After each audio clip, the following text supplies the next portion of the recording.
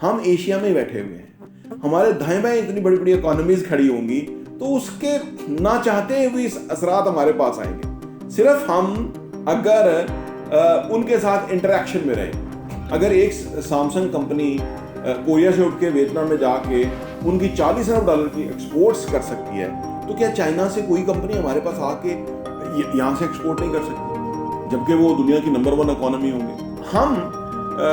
हमारे में सिर्फ एक चीज जो है ना वो खत्म होनी चाहिए, क्योंकि मैं आज से तैया खुद भी कर रहा हूँ, वो है कि हम होप ना छोड़ें, हम नाउमीद ना हो। हमारे ऊपर सबसे बड़ा जुल्म जो अभी किया गया वो नाउमीदी फैला के किया गया।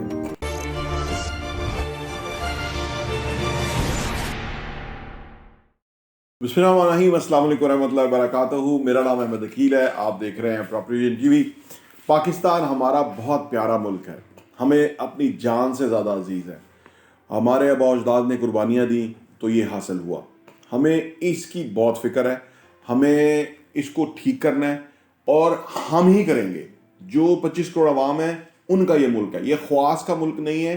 ख्वास ने इसको घुमन घेरियों में डाला हुआ है, अपने लेविश अखराजात करके पाकिस्तान की आमदनी को मिनिमम किया हुआ है, कर्जे चढ़ाए हुए हैं, खुद अय्याशियों से ज़िंदगी गुजार रहे हैं, जजीरों में जाके तितलियां मछलियां पकड़ते हैं, करप्शन के पैसों में लंदन के अपार्टमेंट्स में बैठते हैं, दुबई के अंदर महंगी प्रॉपर्टीज़ हैं और हमारे ऊपर हुक्मरानी करते हैं।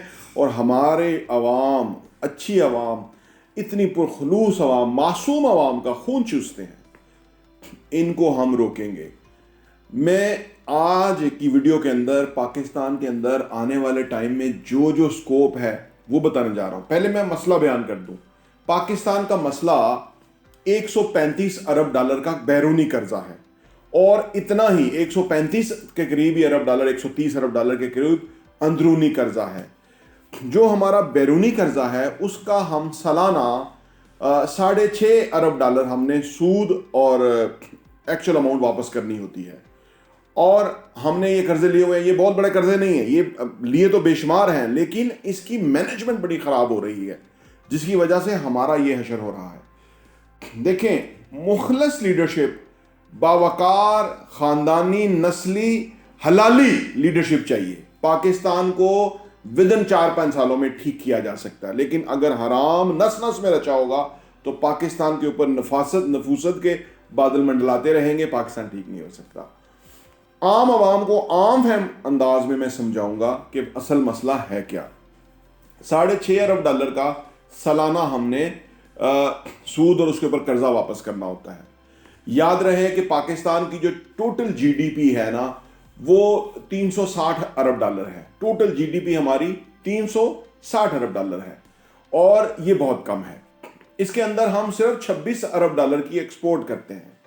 हालांकि दुनिया के गए गुजरे लोग जो हैं, ममालिक जो हैं, उनकी भी 200 अरब डॉलर की एक्सपोर्ट है। वियतनाम जैसे की, हमारे जितनी उनकी टोटल जीडीपी है, एक्सपोर्ट बहुत ज़्यादा है। उन्होंने एक कंपनी सैमसंग को इंसेंटिव देके कोरिया से अपने मुल्क में इंडस्ट्री लगवा दी और उन्होंने कहा कि आप यहाँ प्रोड्यूस करें। 40 अरब डॉलर की एक्सपोर्ट सैमसंग करता है और वियतनाम में जाके बैठा हुआ है और वियतनाम को फ़ायदा मिल रहा है उसका। क्या हम एक बड़ी कंपनी नहीं पाकिस्तान में लेके आ सकते?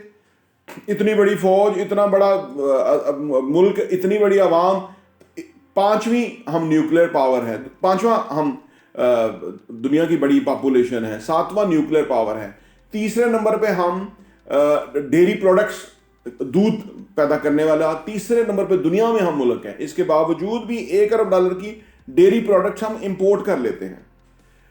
हमारे हुकूमत चलाने के अखराजात इस कदर ज़्यादा हैं, अदारों के अंदर खर्चे इस कदर शाना और ज़्यादा है कि एक गरीब अवाम वो अफोर्ड नहीं कर सकती। लेकिन बेशर्म और बेहिस लोग हैं कि जो लेविश अखराजात करते हैं। करप्ट इस्टेब्लिशमेंट, गंदी ब्यूरोक्रेसी और गलीज पॉलिटिशियंस इस मुल्क के ऊपर राशन पानी लेके चढ़े हुए हैं और इसको लूट लूट के ख़राब कर रहे हैं। और हम आम आवाम जो है उनकी आंखों के सामने ये सारा कुछ हो रहा है और हम उसको कुछ नहीं कर पा रहे।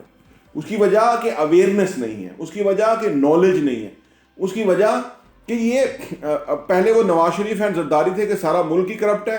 अब जो आए हुए हैं ये कहते हैं कि जी इन्होंने मायूसी के ऐसे झंडे गाड़ दिए हैं कि ये इंतहाई मायूसी फैला दी है मुल्क के अंदर। हर बंदे को लगता है कि शायद मुल्क चलेगा भी कि नहीं चलेगा। हम कारोबार से वाबस्ता हैं, कारोबारी लोगों को इन्वेस्टमेंट की हम तरगीब देते रहते हैं। इन्वेस्टमेंट के लिए लोगों के साथ बड़ा क्लोजली काम करना पड़ता है और हम इस मुल्क के स्कोप को जानते हैं। ये 2-4 साल के बाद ये नहीं होने। पाकिस्तान, मैं आपको आगे जाके बताऊंगा कि पाकिस्तान का कितना बड़ा स्कोप है। उसकी वजह ये कि दुनिया 2050 तक जाके दुनिया की नंबर 1 जो इकोनॉमी है या जीडीपी है वो चाइना हो जाएगी। सेकंड जीडीपी इंडिया होने जा रहा है, ठीक है जी, सेकंड इंडिया होने जा रहा है, थर्ड पे अमेरिका होने जा रहा है और चौथे नंबर पे इंडोनेशिया होने जा रहा है, ठीक है ना। तो हमारा भी स्कोप है। हमारे आगे पीछे देखे ना, इंडिया तरक्की करेगा, चाइना तरक्की करेगा, दुबई तरक्की कर रहा है, यानी ये जो अरब रियासतें हैं, तो दरमियान में तो हम बैठे हुए हैं। हम कैसे भूखे रह सकते हैं? देखिए, अगर मेरा घर है, इसके दाएं बाएं सारे खुशहाल लोग हैं, तो एवेंचुअली मेरे ऊपर भी असर पड़ेगा। नेबरहुड का बहुत बड़ा असर पड़ता है। वो उस असर की वजह से पाकिस्तान भी तरक्की कर देगा। लेकिन जो चंद लोगों को हराम की लत लगी हुई है ना, इनसे जान छुड़ाना बेहद जरूरी है। ये हराम खोरों की, इनसे जान छुड़ाना जरूरी है, फिर जाके मुल्क जो है वो किसी डायरेक्शन की तरफ जा सकेगा। अवाम की अवेयरनेस बेहद जरूरी है। अच्छा, जो हमारा असल मसला है ना, वो स्टेट के नीचे जो अदारे काम कर रहे हैं ना, वो 12 से 15 अरब डॉलर का सालाना नुकसान करते हैं। ये सबको पता है, कोई इसकी तरफ नहीं जाता, कोई इसको सॉल्व करने की तरफ जाता। 6.5 अरब डॉलर तो हमने वो कर्जों के और सूद वापस करना है। 12 से 15 अरब डॉलर तो ये अदारे नुकसान कर रहे हैं सालाना। इनको प्राइवेटाइज करो, इनसे जान छुड़ाओ, इधर लोगों को डालो कि जो जाके उनको लोगों को एहतसाब करें। भाई क्यों गाड़ियां भी ले रहे हैं, पेट्रोल भी ले रहे हैं, अमारात भी ले रहे हैं, इंटरनेशनल फॉरेन टूर भी ले रहे हैं, सब कुछ करें और मुल्क नुकसान और अदारे नुकसान के अंदर है। ये बहुत बड़ा डैमेज है जो कि पाकिस्तान को दिया जा रहा है। फिर जो आईपीपी, यानी 5 साल से लेकर 25 साल तक आईपीपी के साथ जो मुआहदे किए, जब तो 60 रुपए का डॉलर था और आज जो है वो 280 का डॉलर है। और उनसे मुआहदे ये किए कि आपको हम पेमेंट 280 में ही करेंगे। ऊपर से अब उनको पेमेंट करने के लिए ये जो बैंकों से लोकल जो कर्जे लिए जाते हैं, 20 से 22% के ऊपर कर्जे लिए जाते हैं। पहले लोकल अमाउंट में पैसा लिया जाता है, फिर उसको डॉलर में कन्वर्ट करा जाता है और फिर उनको आईपीपीज को दिया जाता है। वो लोग तो इस मुल्क को तो कायदे आज़म मोहम्मद अली जिन्ना ने तो बना के उन आईपीपीज के जिनको ठेके मिले उनके लिए बना के दे चले गए थे। सबसे पहले तो वो बेनिफिशियरी है इस सारे सिस्टम के। और जिन्होंने उनको किया है, कितनी कमीशनें ली हैं, कितने बाहर उनको किकबैक्स गए हैं, वो फौजी थे चाहे वो सियासी थे, सब ने फायदे उठाए हैं इन मुआहदों के अंदर। और वो मुल्क के गरीब आवाम का 5 रुपए, जो कि बिजली की जो दुनिया में यानी इंडिया में बाकी जगहों पे 5 रुपए यूनिट है, हमारे यहाँ 55 रुपए यूनिट। आप जरा अंदाजा तो लगाएं, क्या कसूर किया इस अवाम ने जिसको इतना पीस के रखा हुआ है, जितना इसको तबाह किया हुआ है। महंगाई की शरह जरा सुन लें आप, इस हमारे रीजन में 2% से लेकर 7% महंगाई की शरह है। कल हमारी हुकूमत की जो सरकारी जो अदाद-ओ-शुमार है उसके मुताबिक 25% महंगाई है। बल्कि एडीबी की जो एशियन डेवलपमेंट बैंक की जो आउटलुक रिपोर्ट है उसके अंदर उन्होंने कहा कि पाकिस्तान में 25% महंगाई है। यार क्या कसूर किया इन अवाम ने? क्या आप हद है कोई जुल्म की? यानी 2 से 7% इस रीजन में महंगाई है, आप इतने पन्ने कान हो और इस महंगाई को नीचे करो 25% पे है। जुल्म नहीं है तो क्या है? यानी ऐसा मुल्क कि जिसके पास तमाम वसाइल हैं, मादनियात हैं, मौसम है, खूबसूरत एग्रीकल्चर लैंड है, खूबसूरत लोग हैं, ज़हन है, नौजवान हैं। आप अगर चाइना की देखें तरक्की, इंडिया की जो तरक्की है उसके अंदर बहुत बड़ा किरदार उनके नौजवानों का है, उनकी पॉपुलेशन का है। हमारा जो नौजवान है, 2 करोड़ नौजवान जो है वो ना कॉलेज यूनिवर्सिटी जाता है, ना वो किसी काम पे जाता है, वो बिल्कुल फारग है, बैठा हुआ है, इनकी जान को रो रहा है। उसको होपलेस कर दिया। लेकिन हम आपको होपलेस नहीं करने लगे। इंशाल्लाह ताला आपको उम्मीद दिलाएंगे, आपको बताएंगे कि पाकिस्तान का क्या पोटेंशियल है। ये जो इस तरह ये जो पहले वो करप्शन वाले कहते थे सारा मुल्क करप्ट है, उसमें वो अपना पैसा बनाते हैं। अब ये जो मायूसी फैलाने वाले जो है ये कहते हैं कि लोग खौफ के अंदर मुब्तला हो जाए और हम अंदर से बहुत पैसा बना ले। अच्छा, ये जो हमारे दाएं बाएं जो इतनी तरक्की हो रही है, चाइना, इंडिया जो है वो इतनी तेजी से तरक्की कर रहा है। पता है उसकी तरक्की की रेशो क्या है? 7%। इंडिया की तरक्की की रेशो 7% है और हमारी 1% के आसपास है, और वो 7% में तरक्की कर रहा है। चाइना से भी ज्यादा इंडिया तरक्की कर रहा है, हमारा बहुत बड़ा दुश्मन। अब उस दुश्मन का तो जरा खबर लो कि वो किस मैदान में झंडे गाड़ रहा है और आप किधर खड़े हुए, कहीं भी नहीं खड़े हुए। अगर चाइना की बात करें, चाइना पे बहुत सारी स्टडीज हो रही हैं, बड़ी किताबें लिखी जा रही हैं, बड़ी रिपोर्ट्स आ रही हैं। इस वक्त चाइना की जो टोटल जीडीपी है वो 17.6 ट्रिलियन डॉलर है, ट्रिलियन डॉलर। और आज से ठीक 40 साल पहले उनकी भी टोटल जीडीपी 370 अरब डॉलर थी। पाकिस्तान की भी 65-70, ये 65 है, 60 है, 360 अरब डॉलर पाकिस्तान की है। 40 साल पहले चाइना की 370 अरब डॉलर टोटल जीडीपी थी। आज कितनी है उनकी? 17.6 ट्रिलियन डॉलर। कैसे उन्होंने तरक्की की? सबसे पहले उन्होंने अपने मुल्क के अंदर लोगों को कहा कि भाई बचत करनी है, बेजा अखराजात नहीं करने।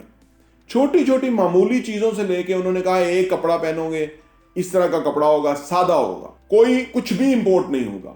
इस लेवल से उन्होंने शुरू किया, लोगों को इनकरेज किया, लोगों को के अंदर वो जज्बा जगाए। लोगों को मैं बार बार कहता हूं, लोगों को हमारे मायूसी फैला रहे हैं, उन्होंने लोगों को मोटिवेट किया। उन्होंने कहा कि हमने अपने चाइना को एक अजीम चाइना में कन्वर्ट करना है। 40 साल के उनको लगे। आज चाइना में खड़े हुए आप तो आपको लगेगा कि इससे बड़ा तरक्की याफ्ता मुल्क कोई नहीं है। हमारे वाले हालत पे खड़े थे 1990 में, यानी 90 और 2023, 35 साल पहले इंडिया को आधा अरब डॉलर नहीं मिल रहा था। उन्होंने अपना सोना साउथ अफ्रीका को के पास गिरवी रख के उनसे थोड़ा पैसा लेने की कोशिश की और वहां तमाशा लग गया। उनके पास 35 साल पहले कहीं कुछ नहीं थे। आज 2050 में वो सेकंड बड़ी इकोनॉमी बनने जा रही है। चौथे नंबर पे वो भी आ चुके हैं, बर्तानिया को पीछे छोड़ के। चौथी बड़ी इकोनॉमी ऑलरेडी है, दूसरे नंबर की बड़ी इकोनॉमी वो बनने जा रहे हैं। तो ऐसे हुआ कि अखराजात खत्म किए, ये जो लेविश लल्ले तलल्ले हैं ये खत्म किए। ये जो अदारों में नालायक बैठे हुए हैं और उनको इतनी मरात की हद नहीं, खत्म किए इनको। उन्होंने मेरिट लेकर आए, नौजवानों के अंदर एक उम्मीद पैदा की, एक उमंग पैदा की, एक जज्बा, एक जुनून पैदा किया कि हमने अपने मुल्क को आगे लेके जाना है। आज इंडिया का जो इंडियन है वो इतना मोटिवेटेड है, वो इतना पॉजिटिव है, वो इतना ग्रूम्ड है कि आप देखें कि उनकी जो सिर्फ आईटी है ना, 200 अरब डॉलर की तो आईटी की उनकी एक्सपोर्ट्स हैं, आईटी सर्विसेज की 200 अरब डॉलर एक्सपोर्ट्स हैं, और हमारी अभी 3.5 अरब डॉलर है। हालांकि उनके मुकाबले में हम जितना भी हैं, यानी 7th बड़ा मतलब 7वां हिस्सा हम उनकी पॉपुलेशन का या साइज का है, तो कम से कम हमारी पॉपुलेशन, हमारी जो एक्सपोर्ट्स है वो कितनी होनी चाहिए थी? आईटी की बहुत होनी चाहिए थी। हमारे बच्चे बहुत टैलेंटेड हैं। तो हमने कहीं भी कुछ नहीं किया, सिर्फ लूट मार की, सिर्फ हराम खाया। ये बातें तो काफी सारी होती रहती हैं। और अब बच्चा समझ गया पाकिस्तान के असल मसला क्या है। अब मसला क्या है पाकिस्तान के अंदर? अगर कोई ये एक्सपेक्ट करे कि ये जो लूले लंगड़े करप्ट चोर खानदान हुकूमत बैठे हुए हैं ये कोई लोगों के लिए कोई फैज का बायस होंगे, तो ये नहीं होंगे। नौजवानों को खुद उम्मीद पैदा करनी होगी अपने अंदर, अपने पांव पे खुद खड़ा होना। आज पाकिस्तान में इतनी अपॉर्चुनिटीज है, किसी भी शोबे के अंदर आप चले जाए। मैंने अर्ज किया ना कि एग्रीकल्चर में हम तीसरे नंबर पे, डेयरी जो मिल्क प्रोड्यूस करने वाला तीसरे नंबर पे बड़ा मुल्क है, और 1 अरब डॉलर का डेयरी की प्रोडक्ट्स इंपोर्ट कर रहे हैं। लिहाजा हम अगर वो चीजें खुद बनाना शुरू करें लोकल मार्केट के अंदर और फिर बाहर भेजें, तो ये हमारा बहुत बड़ा स्कोप है। हमारी जो 26 अरब डॉलर की एक्सपोर्ट्स है ना, ये 100-200 अरब डॉलर तो आराम से हो सकती है। सिर्फ नौजवानों को मोबिलाइज होने की जरूरत है। ये जो इन्होंने हालात पैदा किए हुए हैं, ये इन्होंने पैदा किए हुए हैं। ये नबी पाक सल्लल्लाहु अलैहि वसल्लम का तोहफा है मुल्क, ये अल्लाह का खास नाम है, और उसको इन्होंने तबाह किया, इसको खराब किया। हमारी नस्लों ने इस मुल्क को दोबारा स्टैंड करना है, हमने इसको दोबारा खड़ा करना है, हमने इसके अंदर मेहनत करनी है, हमने उमंग पैदा करनी है, हमने जोश जज्बा वलवला पैदा करना है, हमने इसको ऊपर उठाना है। इंग्रेडिएंट सारे मौजूद हैं, सिर्फ ये चोर गुंडे डाकू चले जाएंगे तो उसके बाद पाकिस्तान के अंदर हर तरह की बेहतरी आनी है, और ये 1-2 सालों में आ जानी है। दुनिया, मैंने अर्ज किया ना कि हमारे नेबर्स, ये जो अगला टाइम है ये एशिया का टाइम आने वाला है। हम एशिया में बैठे हुए हैं, हमारे दाएं बाएं इतनी बड़ी बड़ी इकोनॉमीज खड़ी होंगी, तो उसके ना चाहते हुए इस असरात हमारे पास आएंगे। सिर्फ हम अगर उनके साथ इंटरेक्शन में रहें, तो जब हमारा नेबरहुड अमीर हो जाएगा और मतलब हो जाएगा, तो हमें भी उसके असरात आएंगे, हमारे पास भी फायदा होगा। अगर एक सैमसंग कंपनी कोरिया से उठ के वियतनाम में जाके उनकी $40 अरब की एक्सपोर्ट्स कर सकती है, तो क्या चाइना से कोई कंपनी हमारे पास आके यहाँ से एक्सपोर्ट नहीं कर सकती, जबकि वो दुनिया की नंबर 1 इकॉनमी होंगे? हो सकता है, इसमें कोई प्रॉब्लम नहीं है। ये हमारे, लेकिन यहाँ पे एक बहुत बड़ा अहम इंपॉर्टेंट बात है कि हमारे नौजवानों को अपने आप को इक्विप करना चाहिए विद द जदीद टेक्नोलॉजी।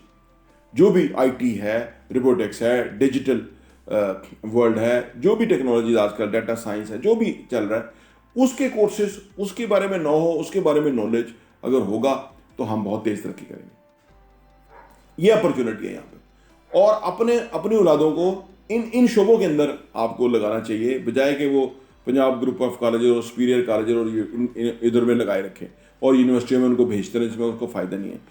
हमें आईटी सर्विसेज, आईटी प्रोडक्ट्स के अंदर अपने आप को एक्सपर्टीज पैदा करनी है और हमें उसको एक्सपोर्ट करना है। बहुत बड़ा पोटेंशियल है हमारे लिए मौजूद है वो वाला, तो उस पर हमें काम करना है। हमारे में सिर्फ एक चीज़ जो है ना वो ख़त्म होनी चाहिए, जो कि मैं आज से तहिया खुद भी कर रहा हूँ, वो है कि हम होप ना छोड़ें, हम नाउमीद ना हो। हमारे ऊपर सबसे बड़ा जुल्म जो अभी किया गया वो नाउमीदी फैला के किया गया। हमें नाउमीद नहीं होना। इस पाकिस्तान के अंदर बहुत पोटेंशियल है, ऑलरेडी है। सिर्फ उम्मीद के साथ, अल्लाह पे यकीन के साथ, अल्लाह से दुआ के साथ अगर हम आगे बढ़ेंगे तो ज़िंदगी बहुत कामयाब होगी। जो मैं कहना चाह रहा था वो मैं कह नहीं पाया, लेकिन जितना भी मैंने कहा आई होप कि आप उसको अंडरस्टैंड कर सकेंगे। अनफॉर्चुनेटली जो हम वीडियोस वगैरह बनाते हैं, कोई मनफी वीडियोस आती है ना तो उसके बहुत व्यूज़ आते हैं। पॉजिटिविटी की लोग कम हैं, व्यूवर्स कम हो रहे हैं, ये बड़ा दुख की बात है। हमें पॉजिटिविटी को फ़रोग देना है और हमें लोगों को उम्मीद देनी है।